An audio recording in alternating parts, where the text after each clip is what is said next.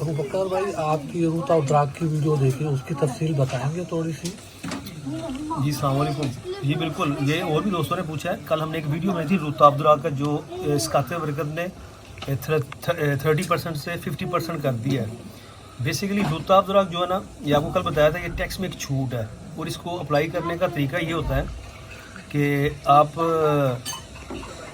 मगर जब कोई कंपनी हायर करते हैं, सबसे पहले इसके लिए ज़रूरी है जो घर ख़रीदे हुए हों, मगर किराए वाले घर नहीं, जिन्होंने घर अपने ख़रीदे हैं या फार्म हाउस है, जिन्हें वो स्तूगा वगैरह कहते हैं, उसकी जो रेनोवेशन है, मतलब किसी किस्म की रेनोवेशन या सफाई का काम या इलेक्ट्रिशियन से मुतल्लिका जो भी उसका मरम्मत के हवाले से काम है, आप क्या करते हैं, किसी कंपनी को हायर करते हैं और उसके बाद आप उनसे कहते हैं जी हमने ये काम कराना है, इसका एस्टीमेट वो आपको प्राइस दे देते हैं। उसमें से जो है ना 50% जो मतलब मटेरियल के ऊपर नहीं, लेबर जो उन्होंने वर्क है जो उसके ऊपर 50% डिस्काउंटेड है।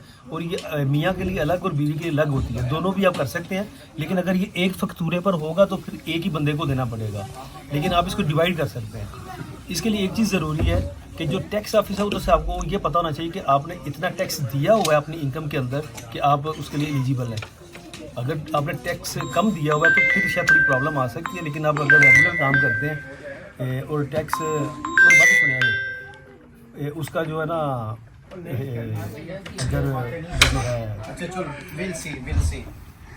अगर टैक्स आप दोनों ने दिया हुआ है तो आप दोनों उसको कर सकते हैं। उसका मुझे एग्जैक्टली फिगर याद नहीं, लेकिन मतलब मोस्ट प्रॉबेबली 70,000 है या 75,000, अप टू 75,000 एक साल के अंदर आप उसका रूट अप्लाई कर सकते हैं। अब ये हो सकता है इसके अंदर जो कंपनीज है ना कंस्ट्रक्शंस की, ये क्या करेंगी, आपकी इनको जब पता होगा कि आपका 30% 50% आ गया, ये अपनी प्राइसेस बढ़ा देंगे, ठीक है ना, क्योंकि जाहिर होगा काम है।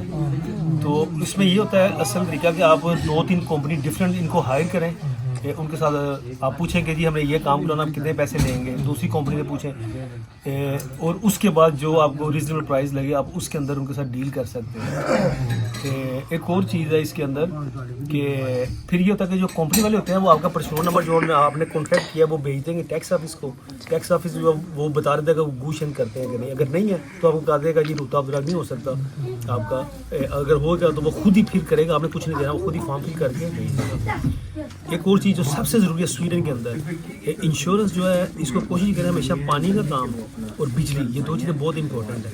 इनके सर्टिफिकेट होने चाहिए जो बंदा काम करता है उनके पास, क्यों जी ऐसी तरह ना पानी तो दो चीज़ें इंपॉर्टेंट ना, अगर इधर लीकेज हो गई है या कोई प्रॉब्लम आता है तो इंश्योरेंस वैलिड नहीं होती। इवन कि जो आपकी फ्रिज है, फ्रीज़र है या मशीन है, डिश मशीन, इसके नीचे अंदर लग गए वो प्लास्टिक की हुई है ना, तो वो भी ज़रूरी होती है। अगर वो भी नहीं है इन केस तो आपको फिशर की जो है ना वो नहीं करेंगे। तो अभी खास तौर पे अभी आजकल के दौर में थोड़े से वो स्ट्रिक्ट है इस मामले में। तो और तो नहीं कुछ चीज़, तो अगर कोई मज़ीद हुआ तो हम इसको वो थोड़ा सा और वजाहत कर देंगे, लेकिन मेरा ख्याल है काफ़ी इसकी हद तक वजाहिद है। शुक्रिया, ठीक है सर, बहुत शुक्रिया जी, थैंक यू। और रमज़ान मुबारक, आखिरी दिन रह गए चंदे, कोशिश करें कि खूब इबादत जितनी कर सके, हमारे लिए भी दुआ करें, हम आपके लिए करते हैं। तो इंशाल्लाह रमज़ान के बाद इसको थोड़ा सा स्पीड बढ़ाएंगे इस तरह की मामलात की, जिससे जो नए हैं कम अज़ कम उनको अवेयरनेस हो। बहुत शुक्रिया जी, अल्लाह हाफ़िज़।